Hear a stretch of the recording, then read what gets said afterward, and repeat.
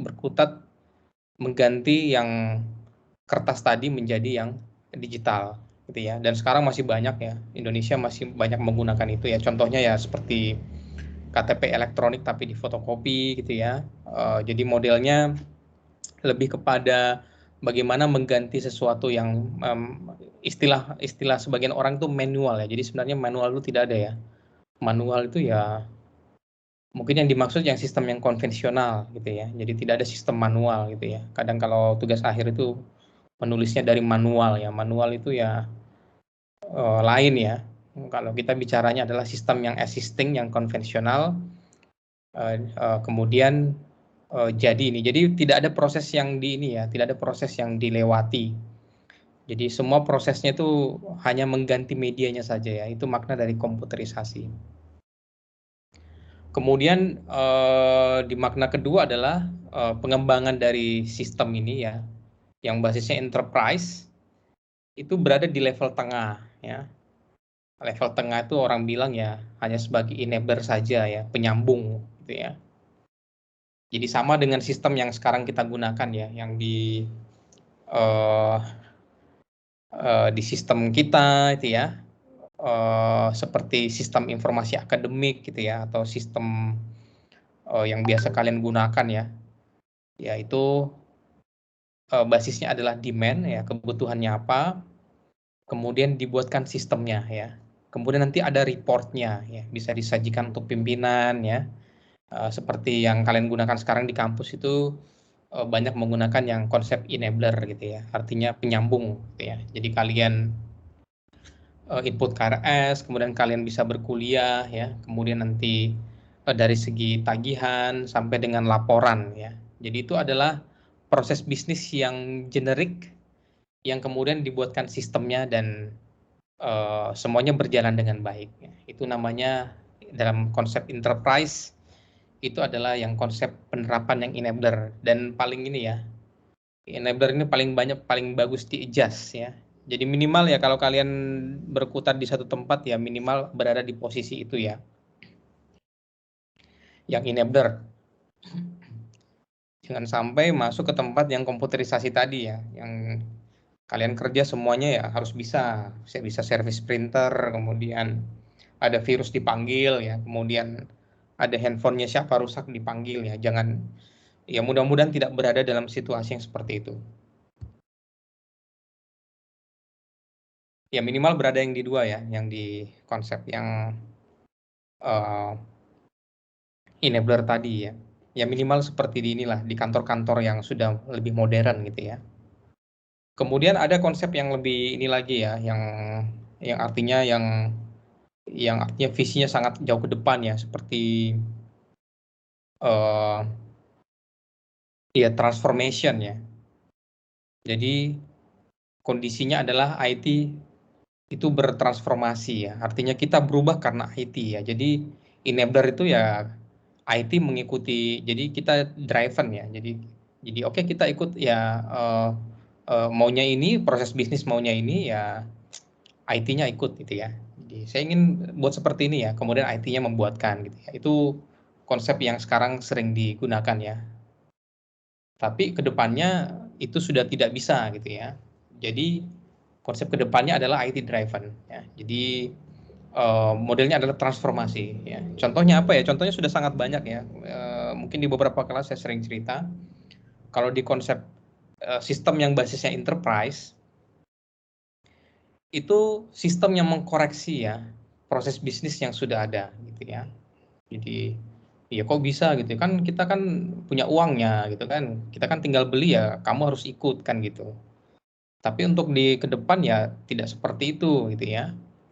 Jadi software yang kita beli itu harus kita ikuti maunya apa gitu ya. Sekarang banyak, nanti saya akan tunjukkan ya. Ada puluhan software yang sudah jadi dan kita harus mengikuti gitu ya. Jadi tidak ada apa namanya ya, tidak ada ruang untuk custom ya. Semua di custom oleh si pembuat sistem gitu ya. Jadi kita mengikuti. Jadi konsepnya adalah konsep umumnya ya.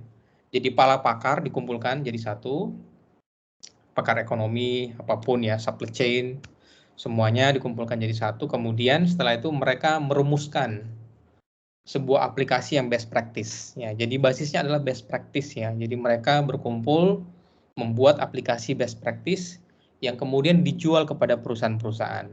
Ya, yang pemegang rekor saat ini saya sudah pernah cerita ya, SAP ya. Nanti silakan coba SAP. Kalau mau jadi programmer di situ ada namanya ABAPER ya. SAP ABAPER itu gajinya sangat mahal, basisnya menggunakan C ya, jadi bahasa C umumnya ya. Tapi itu hanya ini saja ya, hanya custom kecil-kecilan, bukan custom core-nya, core dari webnya. Jadi hanya tampilan, kemudian beberapa proses kecil-kecil ya, itu bisa di ABAPER. Kemudian nanti akan saya tunjukkan misalnya Accounting, Digivisor, kemudian ada CRUp tool ya. Jadi banyak software nanti akan saya tunjukkan terkait dengan pengolahan sistemnya secara enterprise. Ya, kemudian contoh yang lain ya saya kira ya handphone yang kalian gunakan itu adalah salah satu model transformasi ya. Di dalam misalnya ya dulu ya Facebook misalnya, orang kan tidak bisa diatur-atur dalam bergaul ya. Jadi orang-orang kan dalam bergaulnya tidak bisa diatur ya. Ya terserah ya, maunya seperti apa ya terserah kita. Tetapi ya sekarang ya kita diatur oleh sistem ya. Misalnya ya orang Indonesia, misalnya dulu ya sebelum Facebook muncul diminta untuk membuat sistem untuk sosial media, untuk budaya khas Indonesia. Ya Indonesia kan orangnya tertutup ya, sekitar 20 tahun yang lalu kita sangat tertutup. Ya untuk mencari informasi seseorang yang sangat tertutup, yang kemudian kita juga tidak suka untuk mengekspos diri kita sendiri, ya. Kemudian kalau dibuatkan sistem, ya paling jadinya kayak apa ya? Mungkin seperti ini aja, apa untuk forum-forum itu aja itu cocok untuk orang Indonesia ya. Nah, jika pada saat itu untuk apa namanya sistem untuk bersosialisasi ya dalam hal ini ya sosial media khusus untuk Indonesia ya itu saja gitu ya. Tetapi dengan yang sistem yang lebih luas ternyata kita diminta untuk banyak aktualisasi diri ya, dimulai dari misalnya dulu Twitter ya, tulisan-tulisan kita bisa expose ya. Kemudian berubah dengan Facebook ya, Facebook ada gambarnya ya, kemudian dikuatkan dengan adanya Instagram ya, artinya budaya kita bertransformasi ya, yang tadi tertutup 20 tahun yang lalu, itu menjadi terbuka gitu ya. Kita lihat di beberapa negara juga kesuksesan sosial media sudah membuat beberapa negara membuka diri ya. Jadi IT yang seperti itu yang saya bilang transform ya, berhasil mentransformasi budaya dan itu juga bisa dipakai untuk mentransformasikan enterprise ya. Perusahaan akan berubah budayanya karena koreksi dari sistem gitu ya. Kemudian dari Instagram ya, Instagram hanya foto ya. Kemudian Indonesia ya foto itu sudah cukup lah, artinya foto pun itu sudah lumayan terbuka gitu ya orang Indonesia. Tetapi tuntutan budaya kita ingin lebih terbuka lagi ya. Sekarang konsepnya adalah dengan video gitu ya. Jadi kalau dulu foto saja mungkin 20 tahun yang lalu orang sangat malu ya. Fotonya ditempel di mana-mana kan malu, atau ada orang yang memiliki fotonya gitu ya. Itu sangat malu sekali gitu ya. Tetapi sekarang itu sudah hal yang sangat biasa gitu ya. Bahkan video ya, sekarang kita lihat bisnisnya Instagram sudah bergeser ke video juga ya platformnya, yang dimana 5 tahun yang lalu atau 6-7 tahun yang lalu konsep video itu orang Indonesia paling sangat menolak ya. Jadi masih ingat ya zaman TikTok awal keluar ya, orang yang berada di TikTok saat itu 5-6 tahun yang lalu itu disebut sangat memalukan gitu ya. Jadi ini sangat memalukan, ini enggak ini gitu ya. Tetapi 5 tahun kemudian semua orang sudah berpindah ke platform itu gitu ya. Bahkan Facebook, Instagram sampai ke TikTok itu semakin banyak penggunanya dan semakin ya platformnya semakin berkembang gitu ya. Artinya di dalam kurun waktu 20-25 tahun kita menjadi sangat terbuka dengan adanya konsep perubahan budaya transformasi tersebut. Yaitu ya konsep transformasi di dalam information technology ya, di dalam bersosial media. Begitu juga yang diinginkan oleh perusahaan ya. Jadi contohnya ya Siap ini juga melakukan transformasi juga ya. Jadi siap, pertama kali ya sama ya, jadi siap ini, dulu kita dikembangkan oleh Elektro ya dulu ya, sistem informasi akademik yang lama, itu basisnya masih sendiri-sendiri ya. Jadi Elektro punya, kemudian beberapa fakultas juga mereka berlangganan dengan pihak-pihak yang lain. Kemudian dari siap ini diinginkan ada sedikit transformasi ya, budaya baru di dalam berkuliah.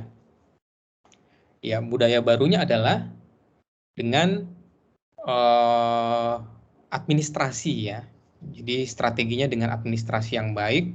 Kemudian ya dosen berubah ya, karena sekarang dosen harus membuka siap dulu gitu ya, kemudian yang lain, dan sistem ini akan mengoreksi terus-menerus ya, sampai dengan budaya terbentuk ya. Budaya itu adalah asal muasalnya dari kebiasaan ya. Jadi misalnya kalian terbiasa gitu ya, lama-lama akan menjadi budaya. Ya, jadi harapannya dengan beberapa penerapan sistem informasi itu merubah budaya. Jadi harapan saya di mata kuliah ini, kalian dalam mengembangkan sistem nantinya, itu visi kedepannya adalah transformasi ya. Jadi bukan hanya by request, ini tolong dibuatkan ini tolong dibuatkan ini gitu ya. Ini tombolnya di sebelah kanan, ini sebelah kiri. Jadi kita yang diarah-arahkan ke sana kemari ya. Dan akhirnya sistemnya bisa jadi kalau kalian terlalu mengikuti apa yang diinginkan oleh user ya, sistemnya akan bisa jadi kacau balau. Apalagi kalau usernya itu ada beberapa orang gitu ya. Jadi kita ngikutin susah ya. Paling tidak kalian menanamkan satu fitur yang memang fungsinya adalah transform ya, untuk perubahan. Jadi itu gambaran ya terkait dengan sistem. Jadi konsep utama dari sistem kita. Jadi nanti kita akan buat dua macam sistem ya. Yang pertama yang enabler, yang artinya kalian mengembangkan sendiri ya, dengan konsep yang kalian sudah pikirkan saat ini. Kemudian sistem yang kedua adalah kita akan mencoba semua ya, nanti akan saya bagi kelompok di akhir nanti, sistem yang memang sudah mapan ya. Dan sekarang rata-rata free ya, jadi sistem-sistem yang saya bilang tadi itu mereka free. Terus jualannya di mana? Nah, nanti kita akan bahas. Ya, jadi ini ya contohnya ya. Jadi kalau kita ingin ya merancang sesuatu, tentunya ya harus ini ya, harus targetnya jelas ya. Ya targetnya di sana ya kita harus ke sana kan gitu. Jadi tidak bisa dalam awal perancangan sistem itu kita tidak menentukan target ya. Jadi target itu sangat penting ya dalam pengembangan sistem informasi atau sistem yang berbasis enterprise gitu ya. Ya ini ya contohnya ya.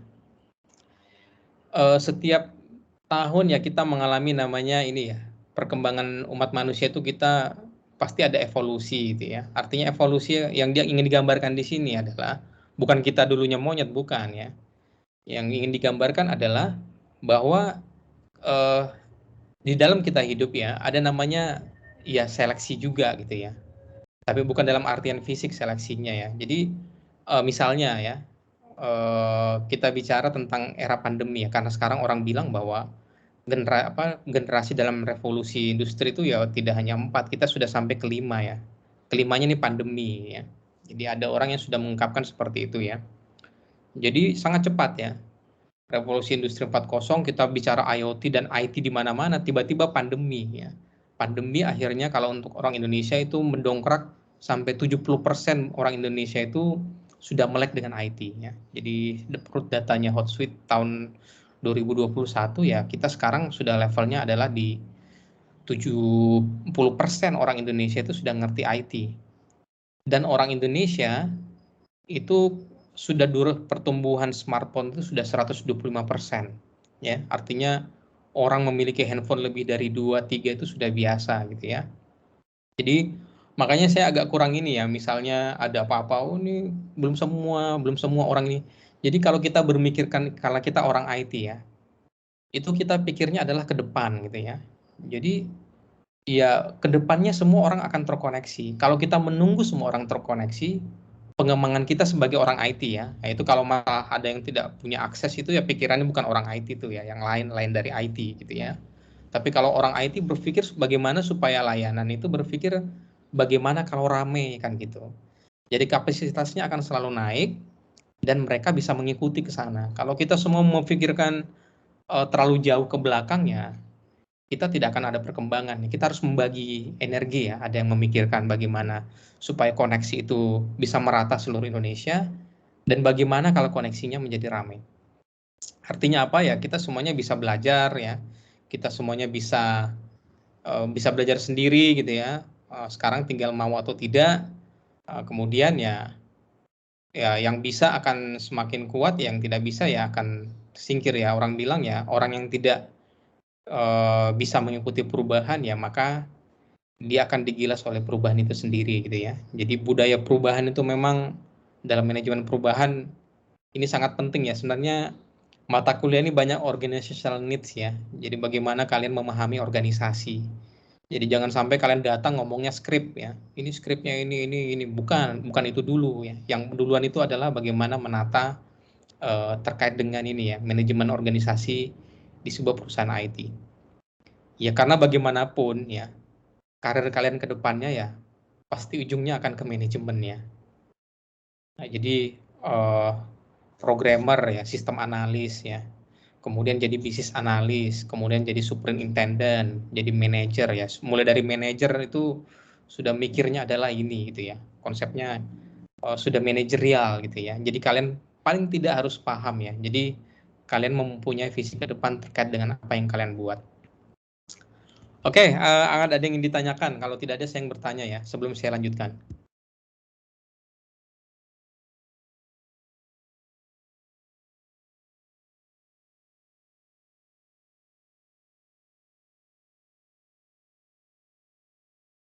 Belum ada, Pak, pertanyaan.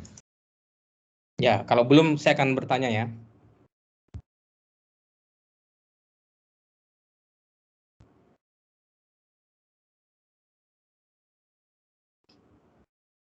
Oke, saya akan bertanya ya. Ya, sebutkan 2 ya, aplikasi ERP yang sekarang lagi banyak dikenal ya. Ya, 2 ya. Oke, langsung saja ya. Hadi, Jonathan Hadi.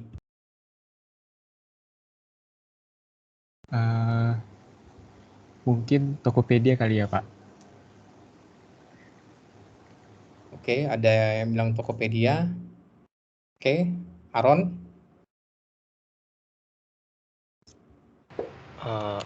Sebentar. Oke.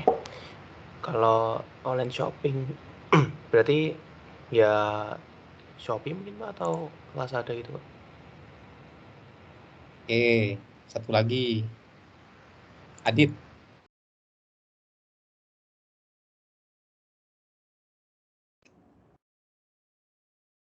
Adit sudah ya. Aditya saya, Pak. Ya gimana, Adit? ERP,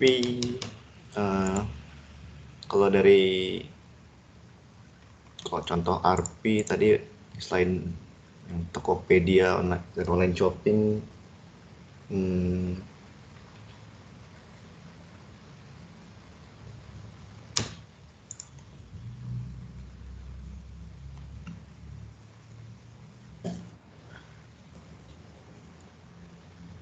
Ya contohnya apa saja ya, silakan ya. Artinya kalian boleh berpendapat apa saja ya, silakan.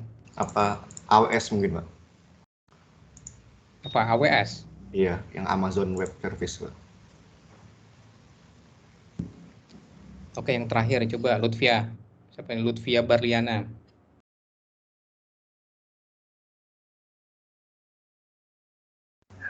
Mungkin masih sama seperti tadi ya Pak, seperti bisnis untuk jual beli online, seperti Tokopedia, Shopee, Lazada, jadi ID, seperti itu Pak.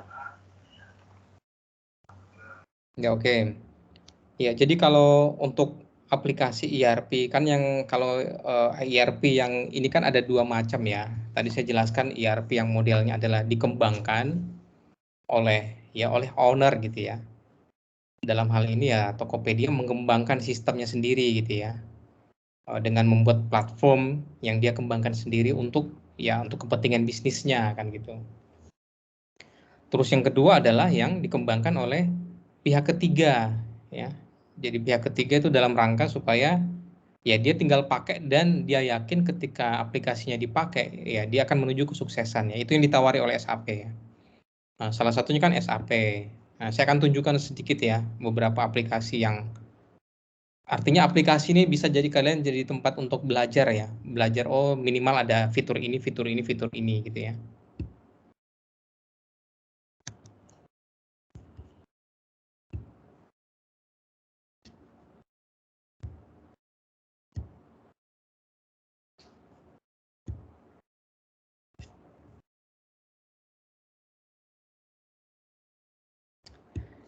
Software ERP itu cukup banyak ya. Ya ini beberapa yang saya pakai ya.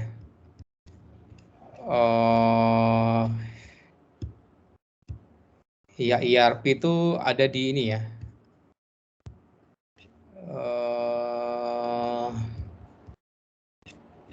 Ya ini ya. Ada Dolibar ya, VTiger ya, ini VTiger aja saya sering pakai. Accounting ya, Yetiforce, Sugar CRM. Jadi ini banyak dipakai ini ya di beberapa perusahaan. Misalnya saya pernah lihat di ini ya, di satu Plaza Telkom itu ada juga ya. Pakainya ada web ERP. Jadi rata-rata perusahaan-perusahaan besar mereka menggunakan ini ya. Jadi mereka sudah malas mendevelop aplikasi baru ya. Karena ini mereka dapatkan free dan sudah mencukupi kebutuhan ya. Jadi kebutuhannya sudah cukup gitu ya. Jadi mereka menggunakan ini. Ini salah satu contohnya ya, accounting ya. Accounting ini ya ini aplikasinya. Ini aplikasinya free ini accounting ya. Tabelnya dikasih. Nah, ini cuman kebetulan saya gunakan yang cloud-nya ya. Tapi dia membolehkan untuk mendownload skripnya gitu ya. Nah, ini bentuk penjualan ya. Faktur, bisa mencetak faktur ya. Pajaknya berapa ya.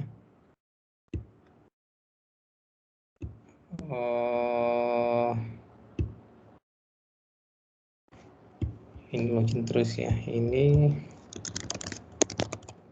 pernah saya install di server tapi ini ya agak kelihatannya saya hapus ya.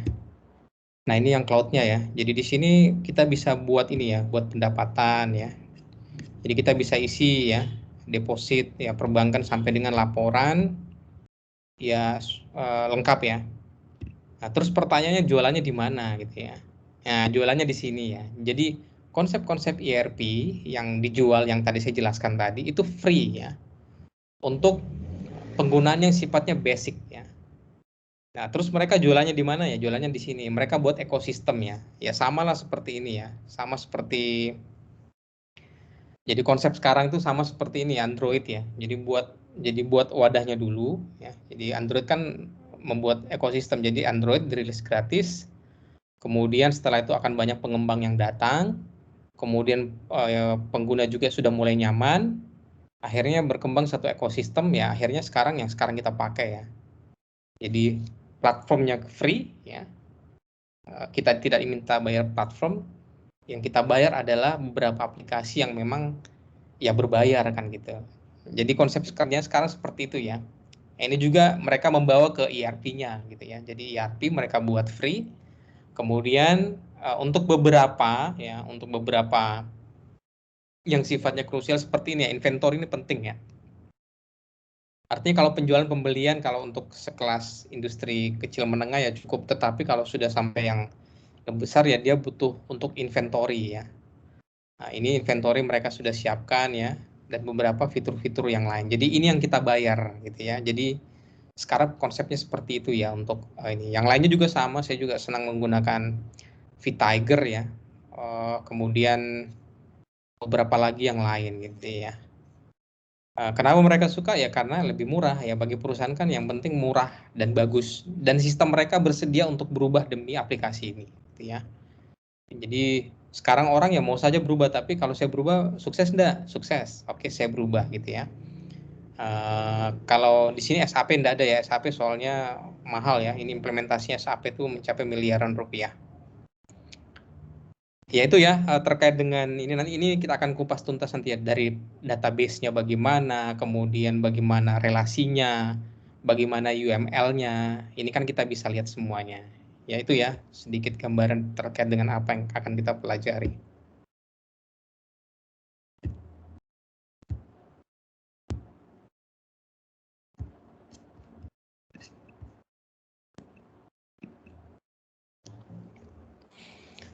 Ya, kemudian saya akan lanjutkan ya.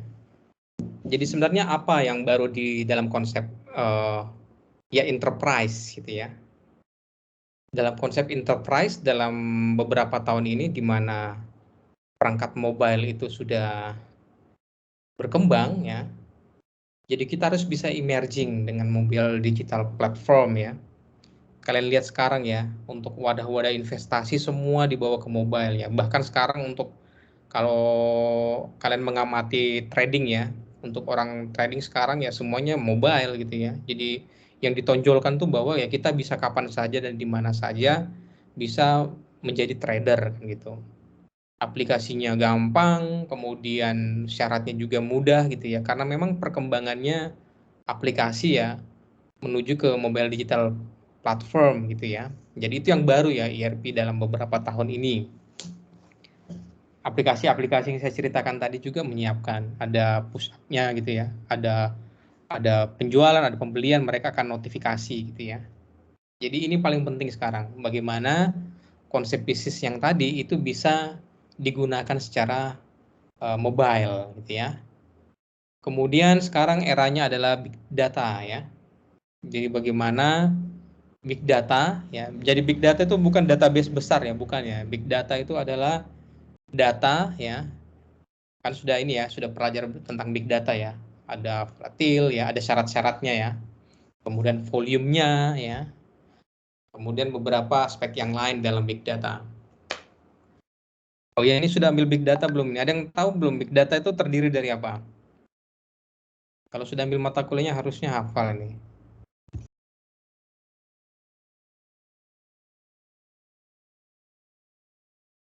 Buat yang angkatan 19 sepertinya belum, Pak.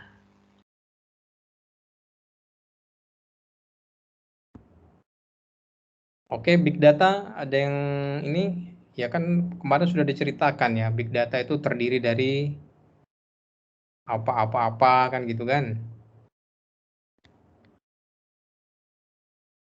Ada bilang karakter dari big data ya. Ya kalau big data itu kan ada apa? 5V. Jadi dikatakan big data itu ya kalau satu volumenya besar.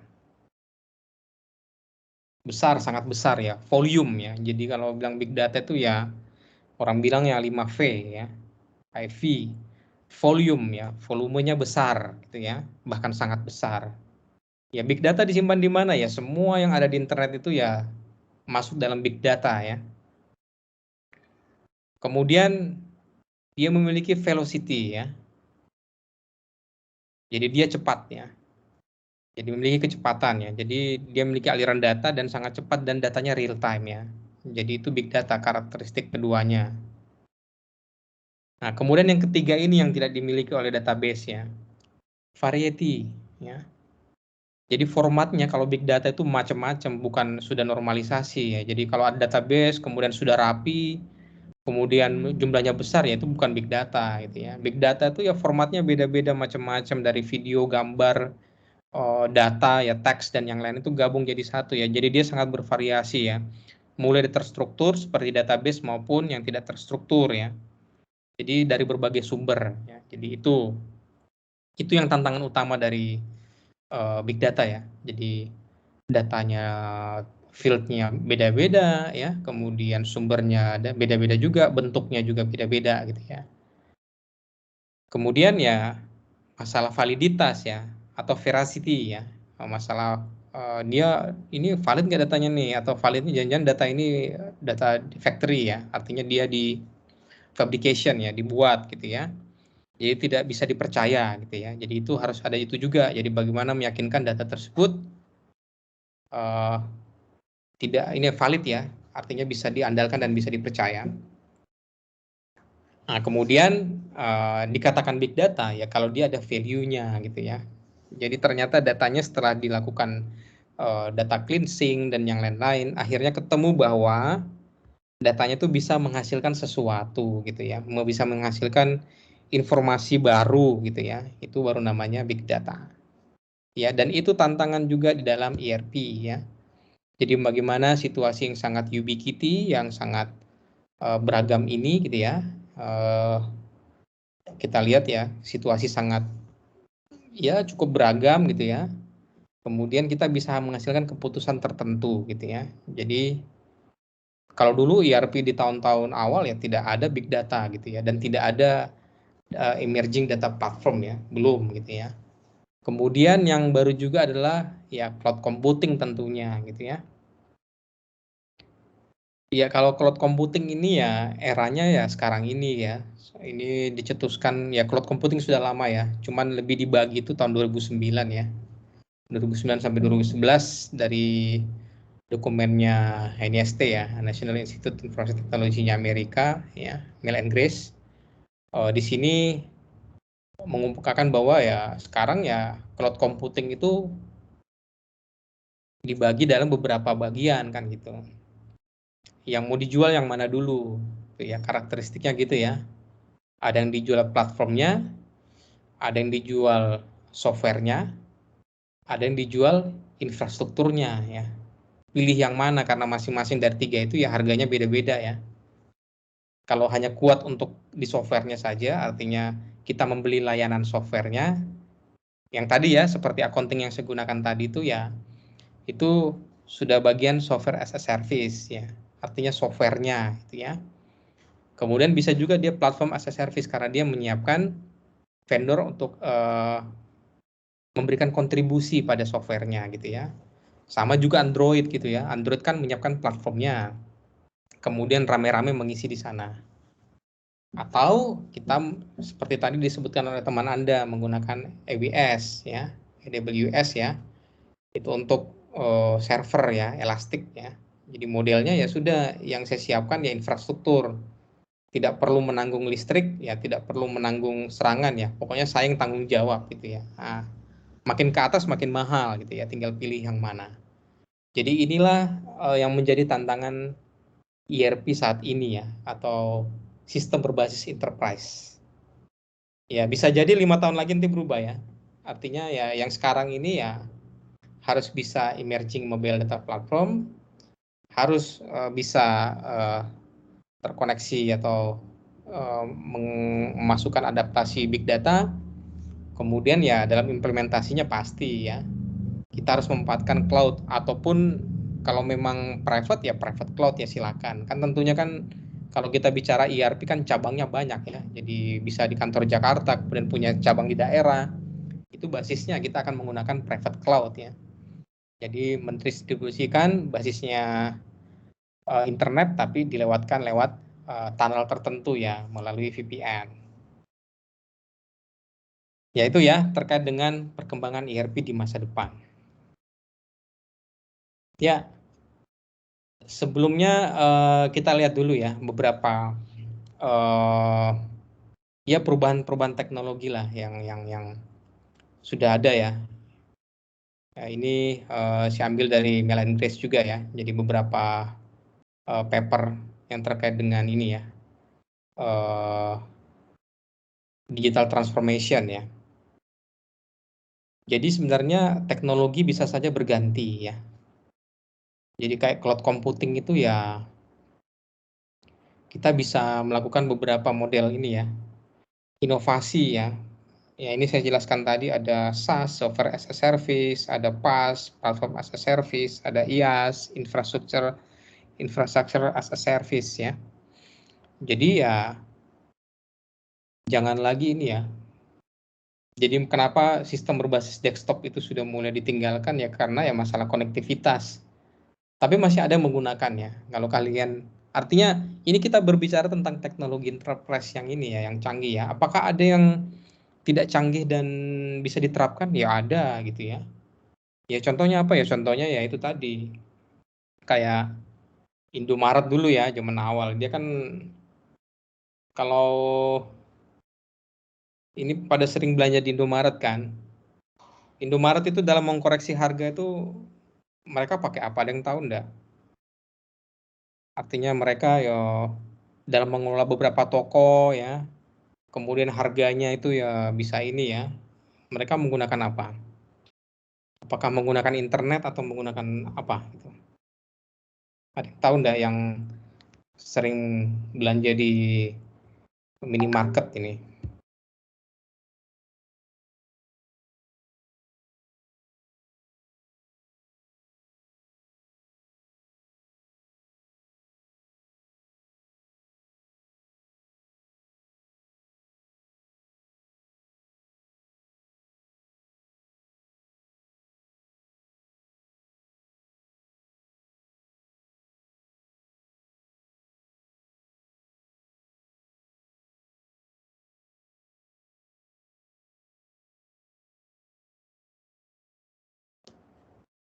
Ini gimana nih, ada yang bertanya tidak ada, ditanya diam nih. Kayaknya harus di absen satu-satu nih ya. Ya, Rifki, coba dijawab Rifki. Baik Pak, boleh diulang pertanyaannya sekali lagi? Ya, di Indomaret itu kan ya dia menganut juga ya sistemnya. Dia kan sistemnya enterprise ya. Dia memiliki ribuan ya minimarket ya yang dikelola secara terpusat gitu ya. Kira-kira teknologinya menggunakan apa? Menurut saya menggunakan cloud computing Pak, karena dari banyak cabang-cabang Indomaret itu dapat dikendalikan oleh pusat lewat cloud computing Pak. Oke, ada yang mengatakan cloud computing. Oke. Satu lagi, mungkin Tantri. Ya, izin menjawab, Pak. Menurut saya juga pakai cloud computing sama seperti yang dijelaskan tadi, bisa dipantau lewat pusat data gitu. Terus dia juga lebih bersifat fleksibel, dan juga untuk cloud computing ini biasanya kan seperti yang ditampilkan Bapak itu, dia lebih ke untuk berbisnis itu lebih gampang gitu. Dan bisa dipantau melalui online juga, melalui internet service. Terima kasih, Pak. Ya, oke. Ya, sistem ERP ya. Jadi kalau kita lihat ya, sistem ERP sebenarnya kalau di minimarket itu mereka lebih kenceng di POS-nya ya. Jadi ada namanya POS ya, cloud POS ya. Jadi point of sales ya. Jadi itu salah satu bagian dari ERP ya. Jadi POS itu adalah salah satu bagian dari sistem ERP karena kan di ERP itu sangat besar ya. Jadi makanya kalau bicara tentang sistem berbasis enterprise itu tidak hanya sekedar point of sale ya. Artinya ada penjualan, ada pembelian. Kemudian ada supply chain ya. Jadi bagaimana Indomaret ini kalau stoknya kurang gitu ya. Jadi mereka kan tidak telepon, ini barang ini sudah habis, nggak bisa gitu ya. Jadi semuanya itu sudah by system ya. Nanti barcode, barang sudah tidak ada ya, maka akan dikirimkan ya. Sudah tahu yang akan dikirimkan ini gitu ya. Artinya ya one stop service gitu ya, tidak hanya sekedar menjual kemudian setelah itu pembeli kemudian barangnya habis baru minta gitu ya, telat ya. Jadi modelnya seperti itu ya. Jadi bisa mengevaluasi barang yang di gudang yang mana ya, kemudian distribusinya bagian yang mana ya. Jadi konsepnya menggunakan ERP ya, seperti itu. Tapi yang utama ya point of sale ya. Ini sama dengan ya bisnis inilah apa namanya. Kalau kalian lihat sekarang di yang Gojek ya, untuk di tempat-tempat tenannya itu ya semua ya mereka sudah punya alat POS sendiri ya. Sudah mempunyai seperti mesin EDC sendiri gitu ya. Jadi mereka bisa jualan punya EDC-nya ya. Mereka bisa point of sales di situ ya, dari terima order sampai dengan cetak nota gitu ya. Jadi semua sekarang sifatnya mobile ya. Jadi sangat mobile. Itu tantangan untuk ke depan ya.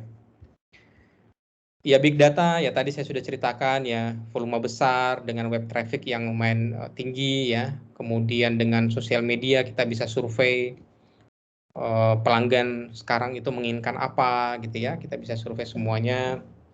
Kemudian sampai ke pelaporan ya, sensor ya. Jadi sensor bisa melaporkan ya, kemudian datanya masuk ke big data. Ya kemudian ya kita bisa melakukan data tersebut bisa kita capture ya, yang mana yang kita perlukan, kemudian kita bisa simpan dan juga kita bisa analisa. Ya gitu ya. Jadi ya saya hanya ingin ya kalian memiliki ini ya, ekspektasi yang besar terhadap layanan-layanan IT yang ada di luar sana ya. Kemudian tadi terkait dengan digital platform ya, sekarang ya dalam mengembangkan aplikasi ya tidak hanya Apple saja ya. Jadi dua-duanya ada, iPhone ada, Android ada gitu ya. Kemudian kita bisa terkoneksi dengan beberapa sensor yang ada di aplikasi. Ya, kemudian kita bisa koneksikan dengan berbagai macam gadget ya. Dari bosnya gitu ya, dari si pemilik ya sampai ke konsumennya gitu ya. Oh ya, ngomong-ngomong tentang ini nih, saya ingin tanya ya. Untuk membuat aplikasi iPhone dan Android itu paling mudah menggunakan apa? Membuat aplikasi mobile ya. Dua-duanya ya, iPhone dan Android. Izin menjawab Pak, mungkin saya Pak. Ya, silakan Pasca. Oke, mungkin kalau dari Android itu kan ada ininya sendiri ya, IDE-nya sendiri itu Android Studio. Cuma saya juga tahu ada yang namanya tuh Flutter. Jadi Flutter tuh kalau nggak salah bisa buat bikin aplikasi iPhone, bisa juga bikin aplikasi Android. Setahu saya itu sih Pak. Ya, jadi salah satu keunggulan ya ada namanya Flutter ya. Jadi kalau kalian sebenarnya kan aplikasi untuk pemrograman mobile itu kan banyak ya. Tapi sekarang makin baru bahasa ya, semakin mudah digunakan dan semakin jadi ibaratnya bisa membuat satu aplikasi kemudian nanti bisa dibuatkan untuk Android dan tanpa mengulang ya. Ya Flutter bisa ya. Jadi Flutter itu ya gampang ya, tinggal bisa melalui pakai VS Code ya, kemudian pakai Flutter diinstalkan aja SDK-nya nanti bisa jalan. Jadi sekali membuat ya itu bisa untuk dua platform ya, untuk iPhone dan Android. Itu kelebihan dari Flutter ya. Oke, good Pasca ya, kita lanjut lagi. Ya kalian harus banyak mencoba ini ya, bahasa pemrograman lain ya. Ada Golang, yang baru-baru tuh bagus-bagus ya. Jadi saya sarankan kalian belajar yang baru-baru ya. Jadi yang baru-baru itu ada yang nanti kelihatannya akan sukses, ada yang tidak sustain ya. Jadi kalau mencoba itu nanti akan kelihatan mana yang sustain dan mana yang tidak. Yang tidak sustain juga banyak gitu ya. Tapi kalau yang sustain juga ya lebih banyak lagi gitu ya. Terutama yang dibuat oleh vendor-vendor besar ya. Ya termasuk Flutter ya. Nah, kalau di level kita ya, tentunya ya dalam organisasi ada perubahan manajemen gitu ya. Sekarang ya bagaimana masalah kolaborasi ya. Jadi ini juga budaya yang baru lagi nih ya. Kalau dulu kan budaya kita kan itu kan kompetitif ya. Bagaimana kita selalu berkompetisi dengan ya semua orang gitu ya. Tetapi dalam perkembangannya ternyata tidak hanya cukup kompetisi gitu ya. Kita harus mulai memilih ya yang mana bisa diajak kolaborasi ya. Sekarang eranya kolaborasi ya. Jadi sekarang yang menang ini orang yang mampu berkolaborasi ya. Jadi ini berkolaborasi dengan ini ya, kemudian jaringannya lebih luas ya. Sekarang juga ya Android, kayak kalau Android itu hanya sekedar Android terus aplikasinya dikuasai oleh Google semua, dia tidak akan berkembang ya. Karena kekuatan dari ekosistem adalah ya itu komunitasnya gitu ya. Semakin erat komunitas, semakin komunitas terlayani dengan baik, ya maka mereka bisa memunculkan beberapa anggota-anggota baru kan gitu. Jadi ya beda seperti bisnisnya Microsoft ya. Microsoft itu kan bisnisnya dia tertutup ya, kolaborasi juga kecil. Nah, tetapi ternyata di era ini ya, dengan adanya kolaborasi ya, membuat ya perusahaan semakin besar ya. Jadi kita lihat ya sekarang Google ya sudah ada ya, kemudian Microsoft membuka diri tapi masih setengah-setengah ya dengan menggunakan beberapa produk-produk misalnya 365 ya 365. Kemudian IBM ya sudah mulai juga ya, baru mulai ya, tetapi ya sekali lagi yang biasanya pemenang yang sudah menyadari duluan ya era kolaborasi ini. Kemudian ya ini profesi baru juga di IT ya, business intelligence ya. Sekarang ini berkembang menjadi satu cabang ilmu tertentu. Ya bisa menjadi juga, bukan bisa menjadi, ada beberapa program studi juga membuka prodi khusus business intelligence ya. Jadi bagaimana kita menggunakan data analitik ya, bagaimana membuat dashboard yang interaktif ya, bagaimana membuat performa sistem lebih baik ya, bagaimana membuat sistem yang memang cocok disajikan untuk ya pengambil keputusan ya. Jadi itu bagian sendiri namanya business intelligence ya. Jadi sekarang makin pecah kecil-kecil ya, sehingga lebih concern ya. Jadi tidak hanya sistem ERP tapi ya dalam ERP itu dibagi kecil-kecil lagi. Ya kemudian sekarang di era pandemi ya, era pandemi semuanya online. Ini dalam waktu hampir 2 tahun ini kita sudah terlatih bagaimana membuat meeting secara online. Walaupun ada yang kurang, tetapi kita dipaksa untuk merasa bahwa itu cukup gitu ya. Jadi mulai meeting online, kemudian berkolaborasi dengan online ya, banyak software-software yang tumbuh dengan model-model ini ya, dengan model-model online semuanya. Jadi ya kalau dibilang pandemi itu revolusi industri kelima ya mungkin saja ya, bisa jadi gitu ya, tapi terlalu dekat ya. Jadi revolusi industri itu makin lama semakin dekat ya. Jadi 1 ke 2 itu lama ya, 2 ke 3 ya cukup lama. 3 ke 4 semakin pendek ya, tidak sampai 100 tahun ya. Hanya beberapa puluh tahun ya. Kemudian dari 4 ke 5 ini ya lebih pendek lagi gitu ya. Jadi semakin lama revolusi industri itu pendek-pendek. Makanya kalian harus siap dah dengan manajemen perubahan ya. Kalau kalian tidak ingin berubah ya sudah, kita akan tunggu waktunya bahwa nanti perubahan itu yang akan mulai menggeser kita ya. Orang pada ribut, akan terjadi disruption ya. Yaitu disruption khusus orang yang tidak berubah ya. Dan jangan pernah takut dengan disruption ya. Jadi kita dari awal pertama kali disruption ya, dari revolusi industri pertama, kedua, ketiga, keempat ya, sampai dengan yang sekarang, ya manusia selalu selamat ya. Jadi orang bilang nanti nih pekerjaan ini akan hilang, terus nanti manusia bagaimana gitu ya.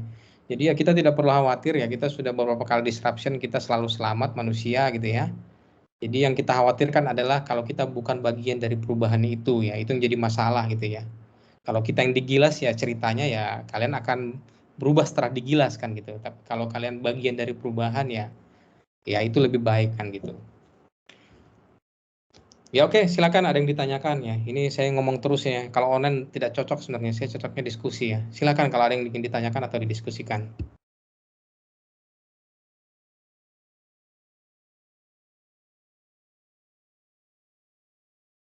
Oke, mungkin dari saya dulu, Pak.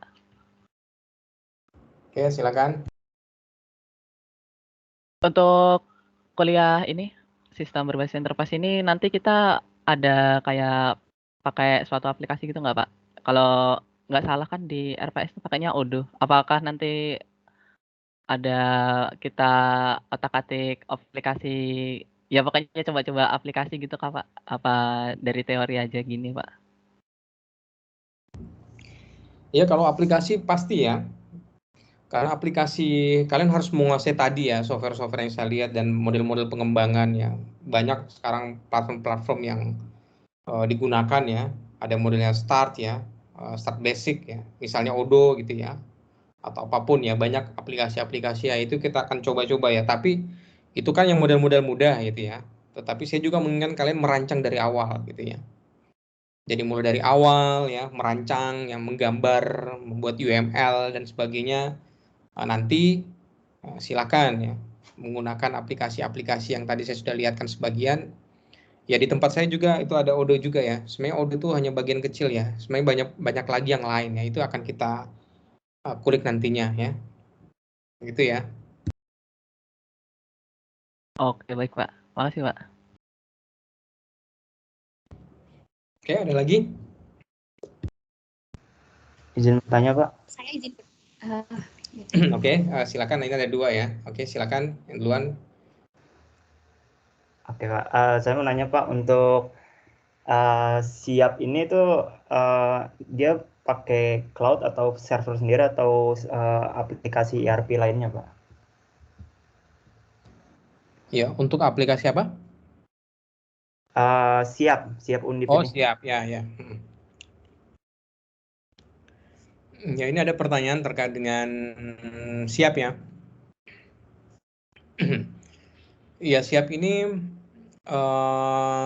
ya kita sudah pernah mengembangkan sistem informasi akademik itu yang dalam 10-20 tahun ini tuh ada 1, 2, 3. Yang gagal tuh versi 2 ya. Versi 2 itu baru diimplementasi di Fakultas Ilmu Budaya dan tidak lanjut ya. Jadi berhenti. Kemudian dikembangkan lagi versi yang ini ya, yang Siap ya. Siap ini dikembangkan dengan strategi ini ya, modelnya integrasi ya. Kan kalau di Undip itu kan fakultas ekonomi itu beda sendiri ya, developernya lain. Kemudian kedokteran dia susah karena kan sistemnya blocking gitu ya. Jadi kemudian dikembangkan sistem yang artinya generik gitu ya. Kemudian strateginya adalah dengan kalau dulu ya orang mengembangkan itu ya yang penting-penting dulu gitu ya, artinya yang bagaimana KRS-an, kemudian bagaimana supaya bisa dosen wali ya, kemudian bagaimana input nilai gitu, itu kan proses yang generik ya. Tetapi konsepnya Siap dikembangkan itu dimulai dengan ini dulu ya, dimulai dengan bagaimana supaya user tertarik ya, catchy ya gitu ya. Makanya yang dikembangkan duluan itu absennya gitu ya. Jadi pada saat itu orang pada lagi heboh ini ya, heboh absen melalui QR code. Oh, kayaknya ini cocok gitu ya. Walaupun sebenarnya dengan konsep kelas ya itu agak sedikit ini ya, agak sulit dan juga ya rawan ya. Artinya tetapi belum lama ya langsung pandemi ya. Di antara seluruh universitas kita yang paling siap ya kalau terkait dengan absensi online ya. Kalau kalian tanya teman-teman kalian yang di lain ya, asli pandemi tidak siap ya. Pandemi itu akhir Maret, kebetulan Siap baru saja menyelesaikan absennya gitu ya, baru dipakai berapa lama gitu ya. Dan ya Siap ya sampai sekarang ya kalau kalian universitas lain masih banyak yang menggunakan WA ya. Jadi WA admin nanti diabsenkan gitu ya. Masih banyak, sampai sekarang masih banyak. Ya kemudian perkembangannya ternyata yang akses banyak, concurrent CCU banyak dengan mahasiswa jumlahnya 54.000 dengan dosen yang 1.600, ditambah beberapa aplikasi lain ya seperti absensi yang menggunakan Google API ya untuk absensi dosen ya supaya ketahuan lokasinya di mana. Akhirnya tidak muat ya, tidak kuat ya. Investasi miliaran tidak kuat, jadi akhirnya dipindah ya. Jadi sebagian kita pindahkan ke Telkom Sigma ya, dipindahkan ke salah satu layanan server ya yang di luar ya, punyanya Telkom ya. Artinya ya bukan Undip tidak sanggup untuk manage ya. Ya sama lah seperti Tokopedia ya, Tokopedia, Bukalapak, toko-toko online yang lain ya, mereka tidak menjaga servernya sendiri ya. Mereka menyerahkan ke Lintas Harta ya. Lintas Harta. Jadi kalau biasanya kalau masih ingat kejadian 2 tahun 3 tahun yang lalu ya, kalau Tokopedia-nya down ya rata-rata marketplace akan down juga gitu ya, karena mereka berada di server yang sama. Ya, jadi bukan karena kita tidak sanggup menjaga supaya ini ya. Jadi memang lebih bagus itu kalau infrastruktur itu yang sifatnya layanan ya, bukan yang sifatnya keuangan. Itu di host saja lebih murah ya, lebih murah dan lebih terjaga gitu ya. Bisa dibayangkan ya investasi server ya, untuk F5 itu harganya 2 miliaran, untuk load balancer, umurnya 3 tahun, 3 tahun harus beli lagi, plus backupnya, jadi sudah berapa miliar sendiri gitu ya. Nah, makanya sekarang untuk aplikasi-aplikasi yang loadnya besar itu ya di cloud-kan gitu ya. Tapi kemarin dari Google juga menawarkan, nanti kita lihat yang mana yang lebih murah ya, mana yang lebih bagus. Ya, kemudian yang lain yang biasa itu ya masih dikelola sendiri ya, karena kan ya kita juga invest ya. Jadi hal-hal itu ya yang penting ya. Ya seperti itu ya. Ya silakan tadi siapa tadi yang belum bertanya tadi. Silakan. Izin bertanya Pak, perkenalkan nama saya Tantri dari Teknik Elektro 2019. Sebelumnya saya ingin bertanya, apakah pengimplementasian sistem ERP ini tuh hanya digunakan oleh perusahaan besar ya Pak? Seperti yang disebutkan tadi kan, seperti ada Tokopedia, Shopee, ataupun perusahaan online lainnya. Lalu kalau misalnya pemilik bisnis atau perusahaan kecil itu menggunakan sistem ERP itu akan sepadan dengan waktu dan biaya yang dikeluarkan oleh pemilik bisnis tersebut. Lalu kalau misalnya bisa menggunakan sistem ERP ini, apakah ada kategori-kategori atau kriteria tertentu oleh suatu perusahaan agar bisa menggunakan sistem ERP ya Pak? Apakah pertanyaan saya cukup jelas Pak? Oke. Jadi pertanyaan yang pertama ya terkait dengan ya yang kita lihat ya, artinya untuk ERP ini apakah hanya perusahaan-perusahaan yang skalanya besar saja gitu ya? Sebenarnya ERP ini adalah gabungan dari beberapa sistem ya. Jadi gabungan dari beberapa sistem. Jadi minimal ada POS ya, point of sale. Jadi kalau kalian jualan online ya, e-commerce ya, kemudian sampai ke e-commerce-nya itu sistemnya dia dari pembelian, kemudian sampai dengan penjualan rekening masuk, kemudian barang terkirim ya itu sudah POS namanya, gitu ya. Kemudian ada supply chain, bisa meramalkan kira-kira berapa lama lagi barang ini akan habis. Ya misalnya ada barang tertentu yang laku di bulan tertentu gitu ya. Jadi kemampuan untuk meramalkan metodologinya sudah ada ya.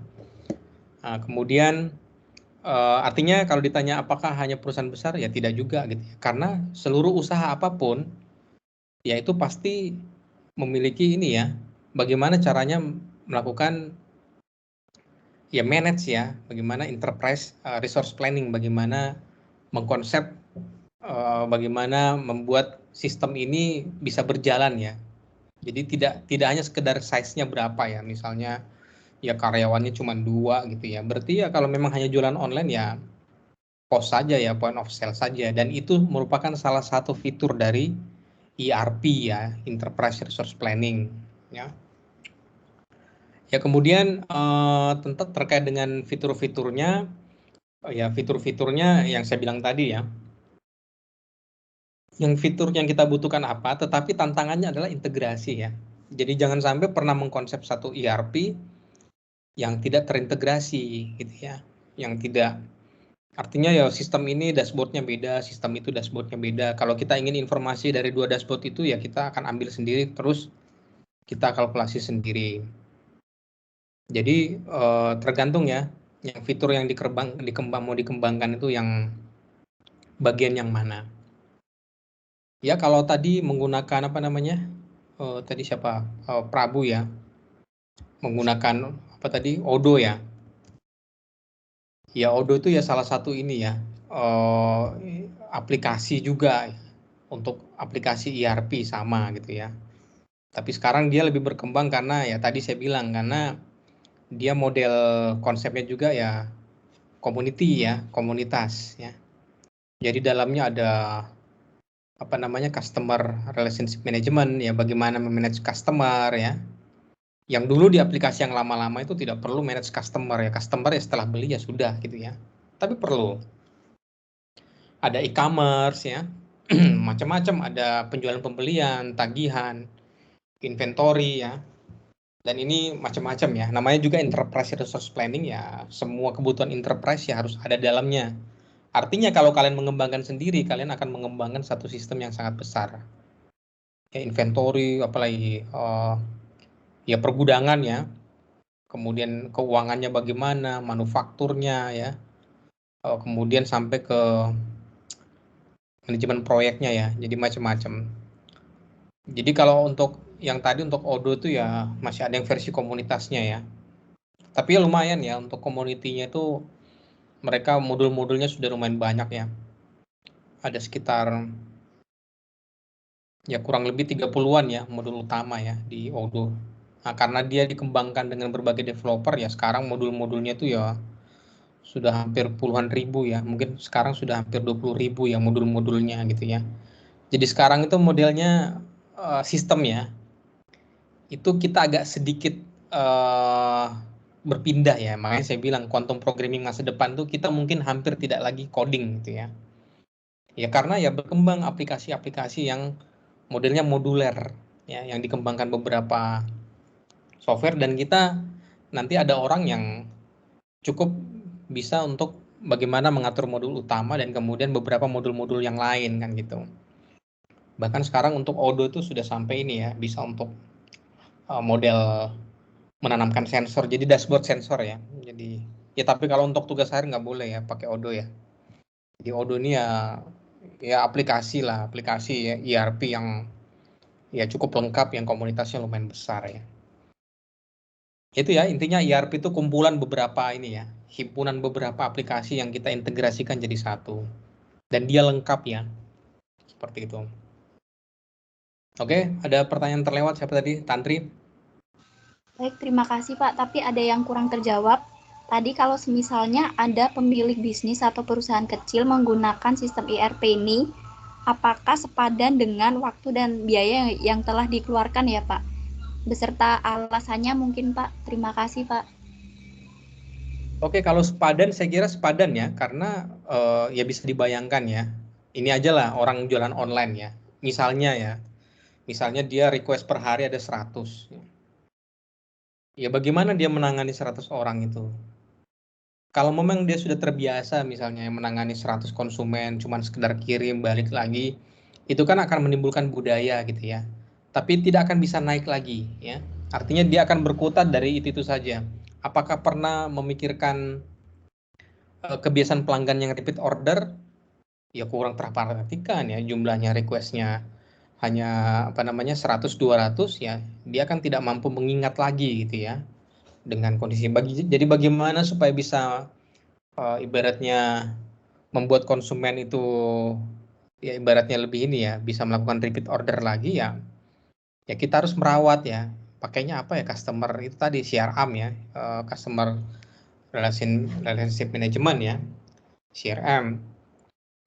Nah, terus kalau biaya, saya kira biaya tidak mahal ya. Saya tunjukkan tadi aplikasi beberapa yang gratis ya. Sekarang rata-rata gratis. Kalaupun bayar ya murah ya.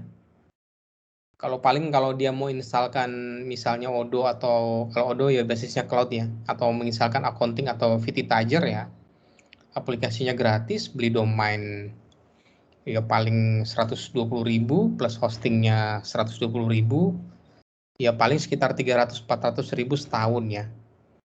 Artinya ya itu relatif ya. Artinya kalau memang ingin besar ya sebaiknya menggunakan ERP ya. Tidak ada perusahaan besar yang tidak menggunakan ERP ya. Ya sebut saja mau jualan apa. Yang perusahaan yang mengelola yang sangat besar ya. Kalau minimal dia punya ini ya, point of sale ya. Jadi paling tidak mempunyai sistem untuk penjual, pembelian ya. Kalau dia jual sampai 1.000 paket, 2.000 paket per hari ya, kemudian masih nyatatnya paling pakai buku ya susah gitu ya, kecuali kalau memang dia sudah terbiasa ya. Jadi kalau ingin berkembang ya harusnya dia sudah mulai memikirkan ERP ya. Kalau masalah biaya ya tadi ya murah. Sekarang solusi IT itu murah ya, beda sama dulu ya, soalnya sekarang pilihannya banyak ya, komunitasnya juga lebih luas ya. Itu ya.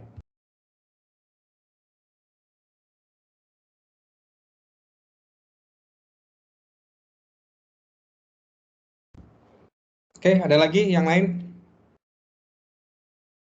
Terima kasih atas jawabannya Pak. Oke. Ada lagi yang lain, karena ya kita belajar ERP ini ya konsep ya, karena ini kan saya bilang tadi ya, konsep dari ERP itu ya more lebih ke organizational issue gitu ya. Jadi basisnya enterprise ya, cara berpikirnya juga harus enterprise dulu gitu ya.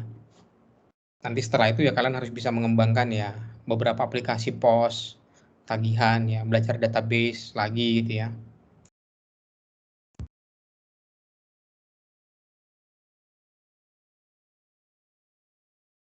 Permisi Pak, saya izin bertanya Pak. Oke. Oke Pak, saya Damar dari Elektro 19 Pak. Kan kalau nggak salah di cloud itu ada tipe-tipe yang infrastruktur as a service, software as a service, dan platform as a service ya Pak. Dan di ERP ini membutuhkan salah satunya cloud juga Pak. Nah kalau di ERP ini dari yang tadi infrastruktur dan platform dan juga software as a service, itu kita boleh pilih salah satu saja. atau memang harus menyangkut tiga-tiganya? Dan kalau memang salah satu saja, kira-kira dari perusahaan-perusahaan itu lebih melirik yang ke mana ya Pak? Oke, ya tadi ada pertanyaan ini ya terkait dengan ya tentang penggunaan cloud ya. Jadi rata-rata kenapa semua layanan ERP itu menggunakan ini ya, menyiapkan solusi cloud? Karena dia berpikir gini ya, kalau pelanggan itu sampai dibebankan bagaimana membeli server, kemudian atau melanggan web hosting dan mereka harus maintenance sendiri, makanya mereka menyiapkan solusi gampang ya, menggunakan cloud. Yang tadi ya, contohnya saya gunakan tadi accounting, Odoo juga sama ya. Kita juga ada yang model cloud-nya juga. Jadi yang penting ya sudah saya mau pakai itu ya sudah pakainya itu dan saya tidak perlu mikir hosting di mana, namanya apa, kemudian tidak perlu mikir nanti down websitenya gitu ya, tidak perlu gitu ya. Yang saya pikirkan adalah fitur yang saya minta itu berjalan dengan baik. Nah itu ya, artinya kalau mau simple, pakai cloud yang tadi ya, software as a service. Jadi kita tidak usah memikirkan listrik, server ya, itu pokoknya semuanya sudah ditangani oleh si penyedia layanan. Tapi kalau memang yang kita buat itu misalnya ya kalian mempunyai dana lebih ya sebaiknya ya kalian install di server sendiri ya. Ya saya harus beli VPS ya. VPS dengan ya tidak usah besar-besar lah. Saya punya VPS ada 2, kapasitas 40 GB itu sudah lumayan itu ya, harganya sekitar 2,5 ya. 2,5 juta per tahun ya. Ya saya bisa bebas mengembangkan apapun. Yang kalau saya pakai web hosting, CCU-nya nggak nyampe gitu ya.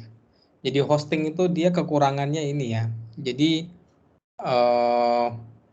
ada perhitungan load-nya gitu ya. Misalnya ada satu VPS ya, virtual private server. Jadi kalau VPS itu kita dapat IP public ya. Jadi IP public dengan hosting apa namanya, bukan hosting ya, dengan media penyimpanannya gitu ya. Kalau menggunakan hosting dengan masang sensor pasti akan disuspend. Karena permintaannya load-nya akan besar ya. Jadi load besar akhirnya dicurigai ada serangan, makanya ditutup. Nah, tetapi kalau menggunakan VPS ya kita lebih bebas ya.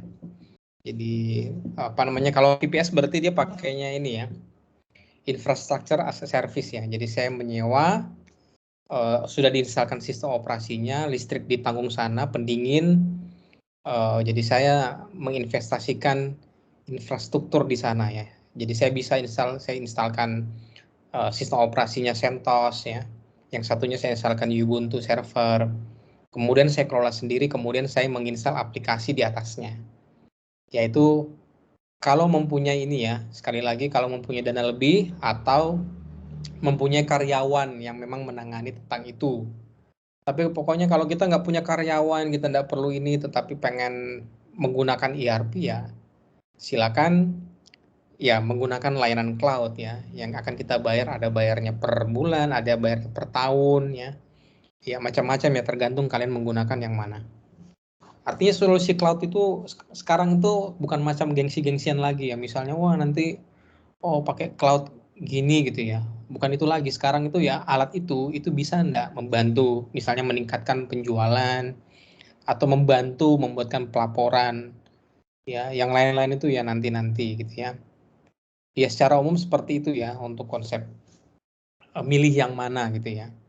Jadi pertama punya dana berapa ya, kemudian punya karyawan tidak gitu ya, yang khusus untuk menangani misalnya server gitu ya.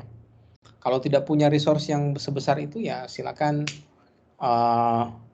menginvestasikan yang hal lain ya, dengan menyewa cloud-nya saja gitu ya.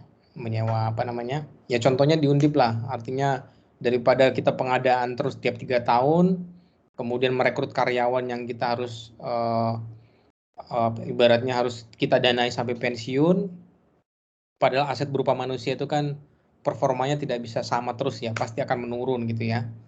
Ya mending ya ada beberapa aplikasi yang ditangani oleh luar gitu ya, yang pokoknya kita tidak mau tahu, yang penting dia jalan bagus gitu ya. Dari segi harga sih tidak begitu mahal ya dibanding invest tiap 3 tahun sekali ya. Jadi harus diukur ya. Dan jangan semua di cloud ya. Yang di cloud itu yang datanya kalau bocor itu yang nggak apa-apa gitu ya. Kalau dulu Tokopedia Lintas Arta datanya sempat bocor juga ya, yang 15 GB lebih itu ya. Data pelanggan bocor gitu ya. Tapi kayaknya bocornya bukan dari Lintas Arta, kelihatannya dari server dummy-nya Tokopedia ya. Ya itu ya. Oke, baik Pak. Terima kasih Pak.